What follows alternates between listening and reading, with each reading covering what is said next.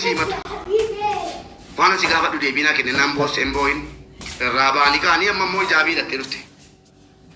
Viidiyoo san baasee si erguun danda'a maxxansuu danda'a. Ammaan ajjeefte tummoo. Ajjeefte jedhame egaa Allahu alam lubbuudha waan ta'eef kan cubbuus namaan kennu. Isiin hoo maal jetti? Amma maal jee maalan jedheeni. Takkamteetta ijaabii uffattee deebitee ijaabii baasiin jedheen. Ijaabii uffattee jirtu sila. Rabbii walitti nan buusinii sila qullaa dhufte. Amma immoo fuula kee maaliif dhuffachuu barbaachisee baasisee obboleettii koo. Maalan shakkame wanta shakkamte keekii qopheeffattee dhatte tamoonnan dhaqeera. Erga keekii qopheeffattee dhatte mucaanootiin deemne guyyaa 50 akkamitti keekii jala bultii moo geggeessaadha akkuma kana jeela. Geggeessaa gootee fi gaafa sana jee keekii geessitee bulchitee keekii bultee fi bulchitee geggeessaa gootee moo maali kanni dahuudha guyyaa 5 naan keekii fudhatamee qo'annaan maali jette. Jaraan wal beenna mana tokko keessa jiraataa turre wajjiniin jiraataa turre obboleettii kooti. Abbaa manaa kootii bira dhaqee irraa ture waan jiruuf deemee tan deem dubbisa jedhee gatiin irraa tureef namni jiraa jedhee gaafadhee keekii amma namoota sana ga'u fuudhee dhaqee ofii afaan koo kaadhee isiis afaan kaa'ee nyaannee irbaannis akkasii ijoollee arsii lamaan shakkaa jala naaf hiddan malee jetti. Boora'u malee qulqullaa'u ijoollee arsii sana lamaan naaf hidaa jennaan dhufte tokko kaameeraa tokkoon dhufan obboleettii konnaan boo'ichee galte isinis ani jetti. Gaafa sana iyyuu gaafa siin duutu jettee siin arsii kun. Gaafa sana iyyuu gaafa siin duutu hojiinan dhaqee hidhama jennaan abbaan mana hojiin dhaqee hidhamee dhugaasii baasise jennaan abbaan mana hin ta'u naan jedhe. Amma yoo na barbaaddu ta'e bakka seeraatti nan dhiyaadha ani jettee dhaggeeffadhu. Dhugaadha. Atoon jedheen talatiyaan asii wal dhahee jennaan jechuudha. Irbaata hojii nyaannee irbaata diddee siin jimmaa suni gaafa sana irbaata diddee kan qopheesse immoo isii miti. Okay. Ati maaliif irbaata didde nyaadheen nufi an keekii hojii nyaattee takka jalqaba keekii ofiyyuu nyaadhee isii jaafaan kaayama irbaata immoo nyaanne hin hojjenne jetti. Okay. Wantatti kuni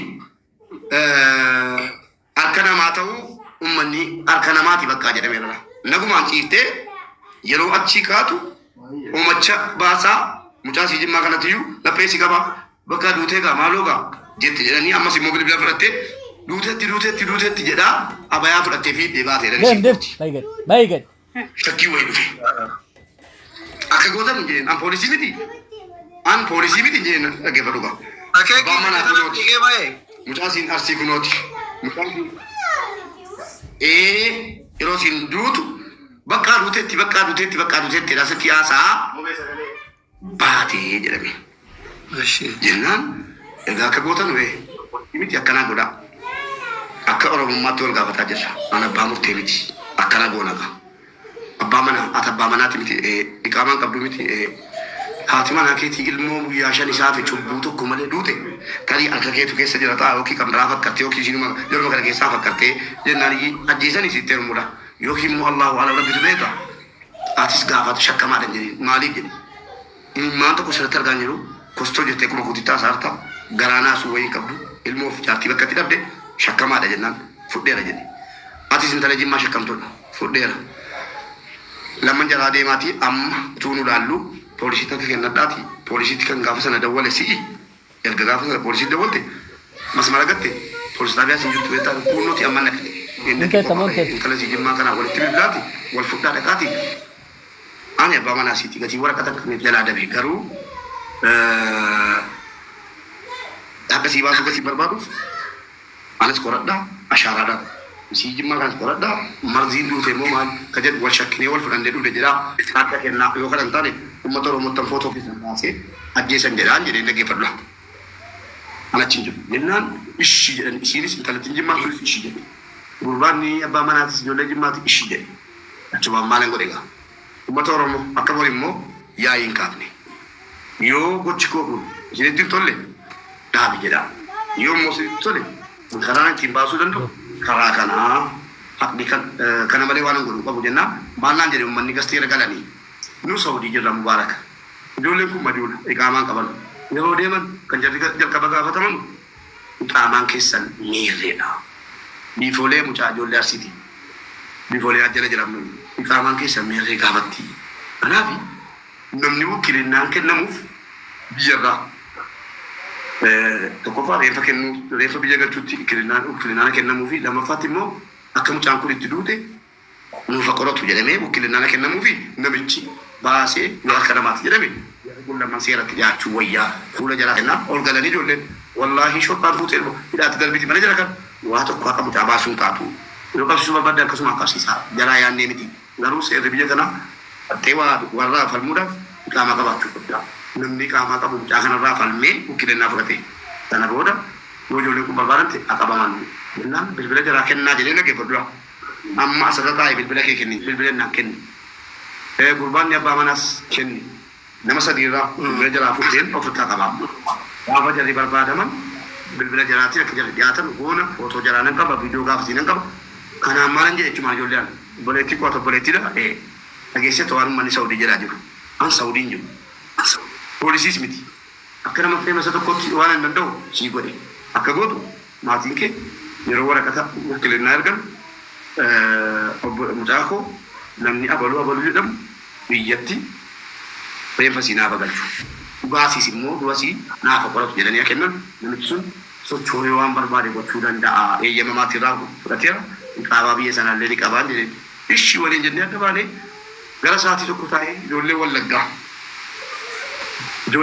yoo sirra jiraatanii qaamaa kan qabdan itti dhiyaadhaa akka oromootti kaasa namni nu baqate akka oromootti yoo jenne nama tokko ittiin qaba namni immoo reeffa tokko hojii rakkataa jira akka wallaggaatti beekan gandummaa dheeraa malee ijoollee wallaggaa yoo jiraatanii qaama qabdan jennaan danuutu jira kan beektu nama beektan dubbisaati keessaa yoo dhabdanii namas ni barbaannee Saawudii keessaa paaspoortii isaa fuunee maatiitti ergine maatiin waraqata kana barreessisanii wukkilinnaa kennanuufi jennee wal biraa beellamnee deemne si galee nagaamaa sagaleen koo nagaamaa irraa sagaleen koo jira akka nama adda ba'u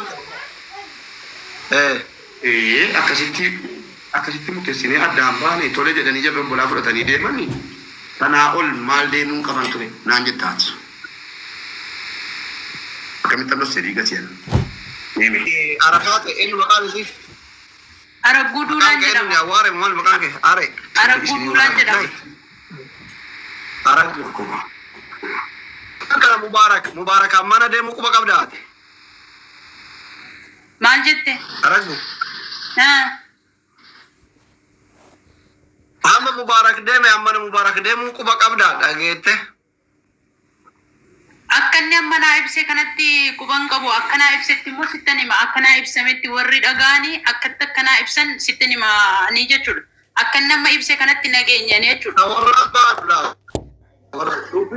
dhageeffadhu kaa lubbuu dhageeffadhu namni yoo fedhe amma waan anaafatti reef waliin haasayaa turre yoo fedhe Aragguu talakan da ufeete doktor kana san deebiseera dirqama taa'ee yoo ta'e falmuu gochuu danda'a yoo fedhe asirratti kun dhagaamee nan baafanii irraan baafanii kabajamtoota jaallatamtoota keenya qoy Mubaarak hin bahin Mubee dhaggeeffadhu koo hin bahin yaada kootiin ibsaa jira akka waan inni maqaa si balleessittidha kanatti ara ilmooti waliin barbaanna qoy ajandaan irratti barbaadu qoy Mubaarak miira keessa sagalee maaliif Mubee miira keessan galiitti waan siin galle jira.